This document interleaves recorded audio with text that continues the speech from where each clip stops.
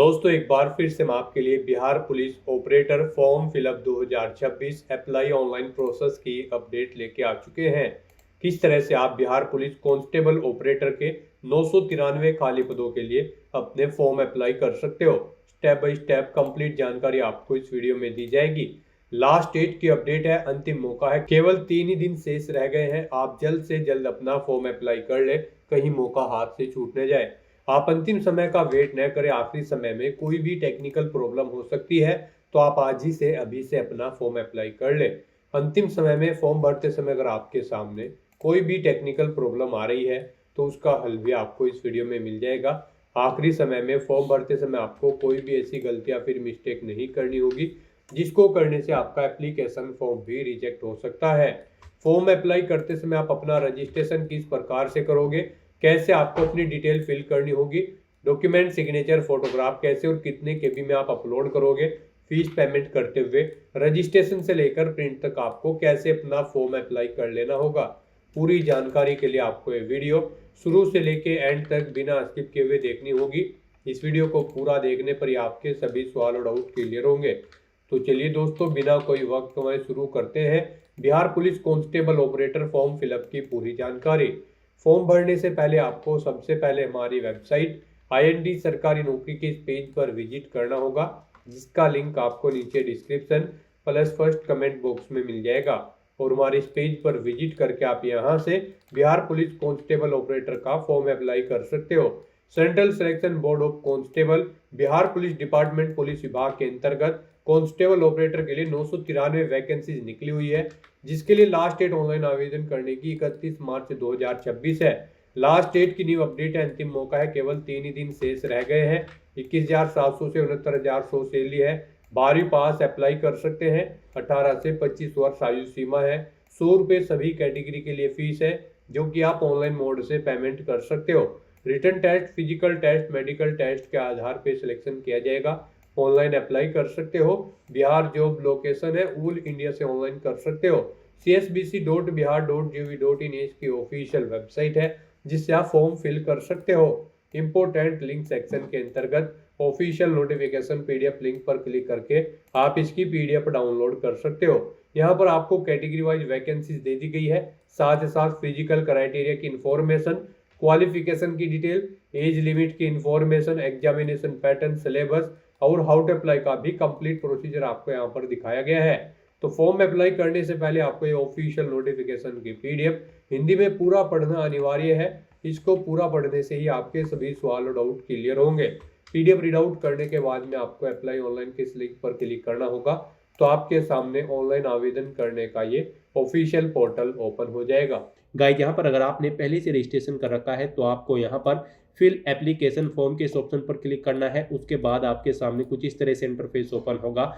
अब यहाँ पर आपको अपनी रजिस्ट्रेशन ID एंटर करनी है या फिर अपना मोबाइल नंबर एंटर करना है, और उसके बाद फिर यहाँ पर आपको अपनी डेट ऑफ बर्थ सेलेक्ट करनी है। फिर गाइज आपको ये कैप्चा कोड यहाँ पर एंटर करना है और फिर सबमिट के इस ऑप्शन पर क्लिक करते हुए आपको लॉगिन करके अपना फॉर्म अप्लाई कर लेना है। और गाइज अगर आप यहाँ पर इस भर्ती के लिए फर्स्ट टाइम अप्लाई करने जा रहे हो तो सबसे पहले यहाँ पर आपको अपना रजिस्ट्रेशन करना होगा। उसके लिए आपको यहाँ पर रजिस्ट्रेशन की टैब दी गई है, आप इस पर क्लिक करेंगे। आपके सामने यहाँ पर कुछ इस तरह से इंटरफेस ओपन होगा। कुछ जनरल इंस्ट्रक्शंस आपको दी गई हैं, आपको इन्हें केयरफुली रीड करना है, पेज को नीचे स्क्रॉल करना है और यहाँ पर आपको चेकबॉक्स को ओके करने के बाद proceed to registration and payment के इस ऑप्शन पर क्लिक करना है। उसके बाद आपके सामने कुछ इस तरह से इंटरफेस ओपन होगा। अब गाइस यहाँ पर आपको अपनी बेसिक इन्फॉर्मेशन देनी है। सबसे पहले यहाँ पर आपको अपना फर्स्ट नेम एंटर करना है, फिर मिडिल नेम, उसके बाद आपको अपना सर नेम एंटर कर देना है। फिर आपको यहाँ पर अपनी नेशनलिटी सेलेक्ट करनी है। उसके बाद आपको अपना मोबाइल नंबर एंटर करना है। फिर यहाँ पर आपको अपना ईमेल एड्रेस एंटर करना है। उसके बाद आपसे पूछा गया है कि क्या आपके पास बिहार स्टेट का डोमिसाइल है, अगर है तो आप यस करेंगे, नहीं तो नो ऑप्शन सेलेक्ट करेंगे। फिर यहाँ पर आप अपना जेंडर सेलेक्ट करेंगे। उसके बाद यहाँ पर आपको अपनी कैटेगरी सेलेक्ट करनी है। यहाँ पर अगर आप बिहार स्टेट से नहीं हैं तो फिर आपको जनरल कैटेगरी में ट्रीट किया जाएगा। तो यहाँ पर आप उसके बाद अपना डेट ऑफ बर्थ सेलेक्ट करेंगे, अपनी डेट ऑफ बर्थ आप सेलेक्ट करें। इस तरह से अपनी डिटेल प्रोवाइड करने के बाद फिर आपको प्रोसीड के इस ऑप्शन पर क्लिक करना है। फिर यहाँ पर आपने रजिस्ट्रेशन में जो डिटेल प्रोवाइड कराई है उसका प्रीव्यू आपको शो कर दिया गया है। आपको सभी डिटेल्स केयरफुली चेकआउट करनी है। डिक्लेरेशन सेक्शन में आना है, इस चेकबॉक्स को ओके करना है, ये कैप्चा कोड यहाँ पर एंटर करना है। अब आपको यहाँ पर 100 रुपये अपना एप्लीकेशन फीस के रूप में जमा कराने होंगे। यहाँ पर अगर आपके रजिस्ट्रेशन में कोई मिस्टेक है तो आप एडिट एप्लीकेंट डिटेल के ऑप्शन पर क्लिक करके एडिट कर सकते हैं, और अगर सभी चीज़ें ओके हैं तो बस यहाँ पर अब आपको मेक पेमेंट के इस ऑप्शन पर क्लिक करना है और अपना फीस पेमेंट करना है।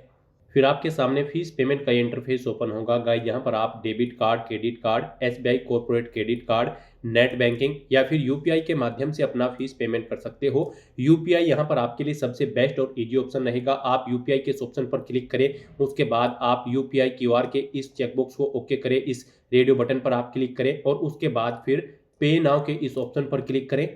फिर आपके सामने ये क्यूआर कोड शो होगा, आप इसे अपने यूपीआई से स्कैन करें और अपना फीस पेमेंट कर दें।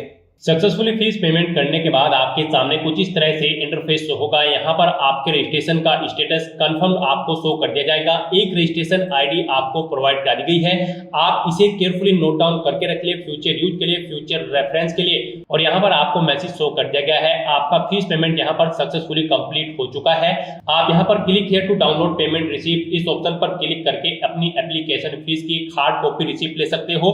और यहाँ पर गाइस अगर आपसे कोई गलती हो गई है तो यहाँ पर आप कैंसिल रजिस्ट्रेशन फॉर्म इस ऑप्शन पर क्लिक करके अपना रजिस्ट्रेशन फॉर्म कैंसिल कर सकते हो और दोबारा से अपना रजिस्ट्रेशन कर सकते हो। और अगर सभी चीजें ओके हैं तो यहाँ पर बस अब आपको proceed to fill application form आपको इस ऑप्शन पर क्लिक करना है। फिर आपके सामने दोबारा से यहाँ पर कुछ जनरल इंस्ट्रक्शन ओपन होंगे। यहाँ पर फॉर्म अप्लाई करने से पहले आप इन इंस्ट्रक्शन को केयरफुली रीड कर ले, पेज को नीचे स्क्रॉल डाउन करें और फिर यहाँ पर आप इस चेकबॉक्स को ओके करें। और उसके बाद गाइस यहाँ पर proceed to fill application form आप दोबारा से इस ऑप्शन पर क्लिक कर दें। नेक्स्ट आपके सामने आपका एप्लीकेशन फॉर्म यहाँ पर ओपन हो जाएगा। अब आपको अपना फॉर्म केयरफुली फिल करना है।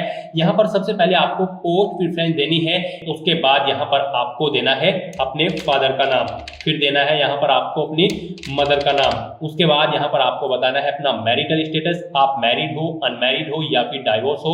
आप अपने अकॉर्डिंग यहाँ पर ऑप्शन सेलेक्ट करें। फिर यहाँ पर आपको अपना आइडेंटिटी कार्ड सेलेक्ट कर लेना है। आप क्या यहाँ पर अपना आइडेंटिटी प्रूफ शो करेंगे, passport, voter ID card, pan card या फिर आधार कार्ड, आप अपने अकॉर्डिंग ऑप्शन सेलेक्ट करें।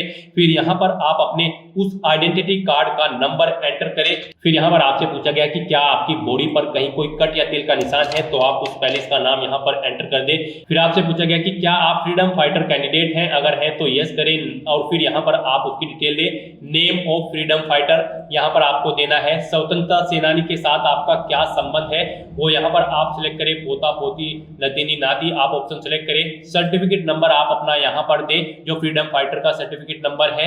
कब इशू हुआ है वो डेट आप सिलेक्ट करें। फिर इशूइंग डिस्ट्रिक्ट यानी कि डिस्ट्रिक्ट सेलेक्ट करें, किस डिस्ट्रिक्ट से आपको इशू हुआ है। और अगर आप यहाँ पर फ्रीडम फाइटर के रिलेशन में नहीं है तो यहाँ पर आपको नो ऑप्शन सेलेक्ट कर लेना है। उसके बाद यहाँ पर आपको अपनी एजुकेशनल क्वालिफिकेशन की डिटेल देनी है। गाइस यहाँ पर हम आपको बता दें, बिहार पुलिस कांस्टेबल की इस भर्ती में पार्टिसिपेट करने के लिए आपका कम से कम 12वीं क्लास पास आउट होना जरूरी है। फिजिक्स, केमिस्ट्री और मैथ सब्जेक्ट के साथ आपके कम से कम 50% मार्क्स होने चाहिए 12वीं में। SC ST कैंडिडेट के लिए 45% मार्क्स रिक्वायर्ड है। तो यहाँ पर आपकी 12वीं क्लास PCM ग्रुप में होनी चाहिए। इसके ऊपर आपकी क्वालिफिकेशन कुछ भी हो सकती है, ग्रेजुएशन या फिर पोस्ट ग्रेजुएशन। तो सबसे पहले यहाँ पर आपको देनी है अपनी 10वीं क्लास की डिटेल। यहाँ पर आप अपने स्कूल का नाम या फिर बोर्ड या फिर यूनिवर्सिटी या फिर इंस्टीट्यूट का नाम दें। उसके बाद यहाँ पर आपने अपना पासिंग सर्टिफिकेट नंबर देना है या मार्कशीट नंबर देना है। उसके बाद यहाँ पर आपको सर्टिफिकेट कब इशू हुआ है यानी कि आपकी मार्कशीट कब इशू हुई है वो डेट यहाँ पर आप सेलेक्ट करें, पहले डे फिर मंथ और उसके बाद आपको ईयर यहाँ पर सेलेक्ट कर लेना है। नेक्स्ट ऐसे ही यहाँ पर आपको अपनी 12वीं क्लास या फिर इसके इक्विवेलेंट आपने अगर कोई एग्जामिनेशन पास आउट कर रखा है तो उसकी डिटेल यहाँ पर आपको देनी है। यहाँ पर भी आपको स्कूल, बोर्ड, यूनिवर्सिटी या फिर इंस्टीट्यूट का नाम देना है जिससे आपने अपनी 12वीं क्लास पास आउट की है।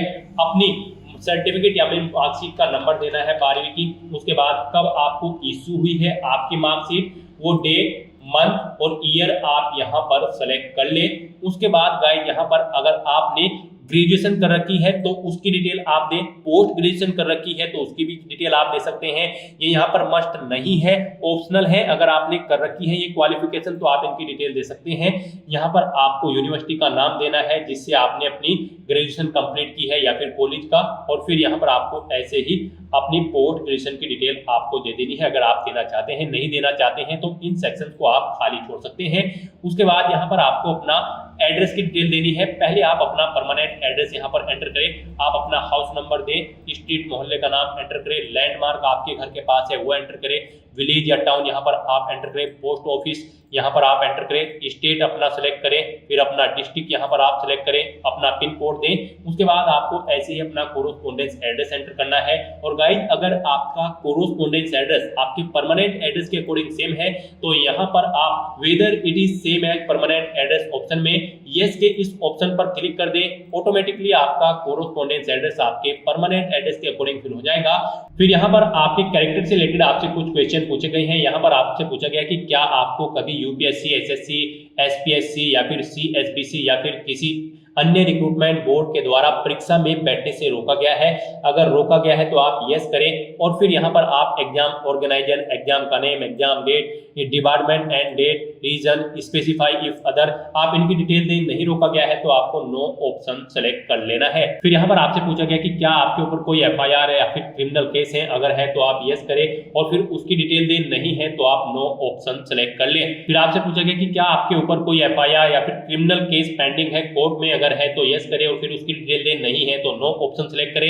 ऐसे ही यहाँ पर आपको पूछा गया कि क्या आपको कभी अरेस्ट किया गया है या फिर डिटेन किया गया है किसी केस में, अगर किया गया है तो यस करें और फिर उस केस की डिटेल दें। नहीं किया गया है तो आप नो ऑप्शन सेलेक्ट करें। उसके बाद आपसे पूछा गया कि क्या आप यहाँ पर कन्विक्टेड है किसी कोर्ट ऑफ लॉ, किसी क्रिमिनल केस में, अगर है तो यस करें, उसकी डिटेल दें। नहीं है तो नो ऑप्शन सेलेक्ट करें। तो यहाँ पर आपको अपने कैरेक्टर के अकॉर्डिंग ऑप्शन सेलेक्ट कर लेना है। नेक्स्ट यहाँ पर आपको अपना फोटो और सिग्नेचर अपलोड करने हैं। गाइस, यहाँ पर आपको दी गई गाइडलाइंस के अकॉर्डिंग ही अपना फोटो और सिग्नेचर अपलोड करने होंगे, अदरवाइज आपका एप्लीकेशन फॉर्म यहाँ पर रिजेक्ट हो सकता है।